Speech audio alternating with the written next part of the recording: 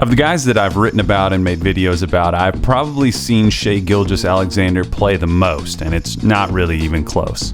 Something to the tune of every single second of college basketball he played, I saw. Very familiar. Shai is a smiley, wry-humored 19-year-old Canadian kid with great athletic gene. His mother, Charmaine, was a track star at Alabama and later competed in the 1992 Summer Olympics. Shai isn't a freakishly big point guard, but he's definitely bigger than your average point guard at 6'6" and a wiry 180 pounds.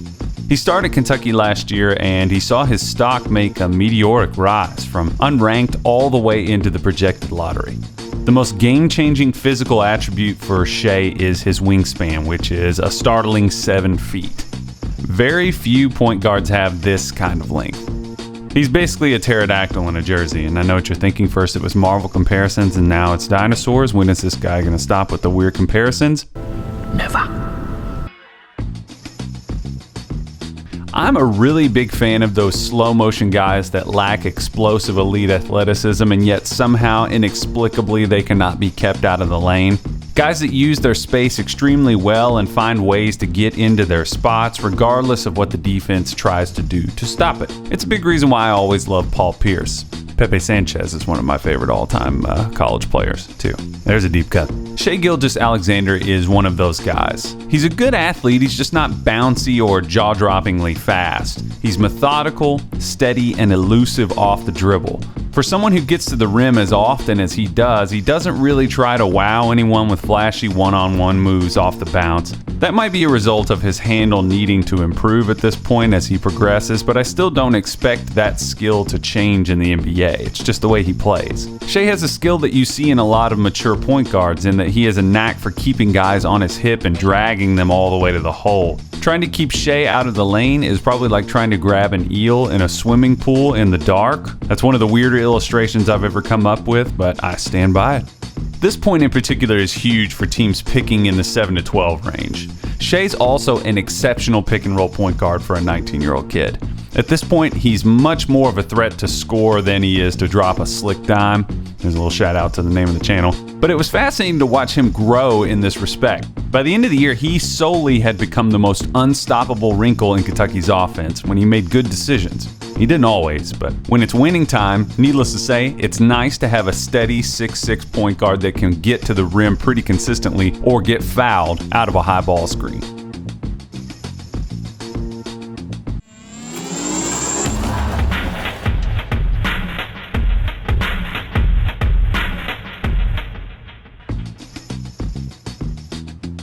Shai's measurements make him a really unorthodox player, and because of this, he seems to always create a false sense of security for his opponent on both sides of the ball.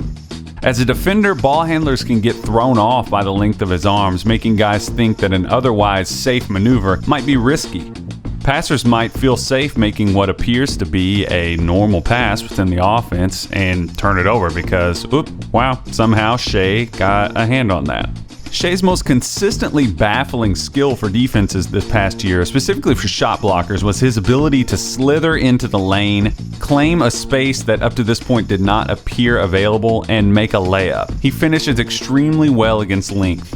Never anything overly complex, but Shai just made simple layups from both sides of the rim with both hands. He's got more angles than Roger Deakins. And that's a result of deliberate pace, ambidextrousness, and a ridiculous wingspan like we talked about.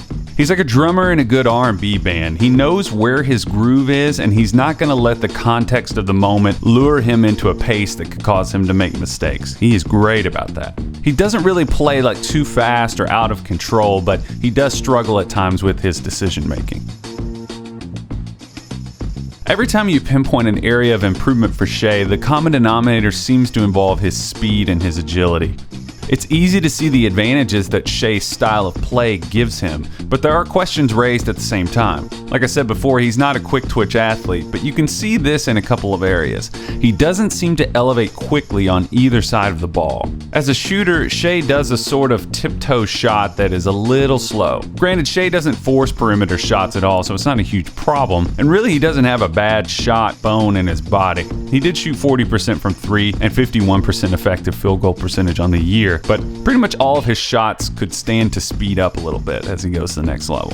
Shai's sleepy pace can also get him in tough situations as a playmaker. This could be pretty easily alleviated with some maturity as a decision maker, but at the next level, I don't expect Shai to be a big-time scorer, so his value on the floor will hinge on his ability to not hurt his team in this sense. He projects, by my view, as more of a secondary guard with high-level scorers around him. That'd be a really good situation for him, but the speed and the quality of his decisions will need to improve as he's exposed to more and more athletic competition. We know that he can pretty effortlessly get into passing lanes. He led the team in steals, and we know that he's exceptional at digging out post-ups for steals. But Kentucky this year, a lot like Duke, like we talked about with Bagley, struggled the entire year to defend penetration. Shai's got the ability to defend either position because of his size and his length, but because of this, his agility, again, will need to improve. If personal makeup matters to NBA teams, don't be alarmed, but it really does. You would have to think that Shai would be an attractive pick. By all accounts, for the entire year, it was made clear that Shai Gilgeous-Alexander has an incredible work ethic. Told you all, he's 7 o'clock in the morning shooting. He was asking the weight strength coach, what kind can we lift? I want to go lift. Well, you just got the MVP of the thing and you played almost every minute. Yeah, let's go. Let's get something in. He's a great locker room guy and his teammates seem to love him. From everything that I've seen and read, he's also a very calming and steadying presence on the court. Much like his pace of play, Shai's on-court demeanor seems to be a real reflection of his personality. He's a competitor, but he seems largely unfazed by the moment. I've seen him time and time again have some of his best games on the biggest stages of the year. I think it's going to be really interesting to see which point guard gets taken first in this draft between Collin Sexton, Trae Young, and Shai Gilgeous-Alexander. And I've done videos on those other two guys that you should check out and see if you agree with me there. Collin Sexton is easily the best athlete among the three, and Trae Young is light years ahead of Collin and Shai as a scorer and as a passer. But I really do believe that it's arguable that Shai could be the most ready to step into an NBA game right now and contribute. His potential to be a star might not be as high as those other guys, but Shai seems to have the fewest glaring holes among the three of them. He brings so much to the table, and he doesn't really need to score to be engaged in a game. For that reason, I could see him being an excellent additive for Philadelphia, for Phoenix if they could snag him with that second pick that they have, Chicago, New York, or Cleveland. I'm not sure that you could go wrong with any of these three guys, but if I'm a team that needs backcourt stability on both sides of the ball, and if I'm a team that sees winning basketball in the very near future, I think that Shai Gilgeous-Alexander would be very near the top of my list. Let me know if you agree. Thanks.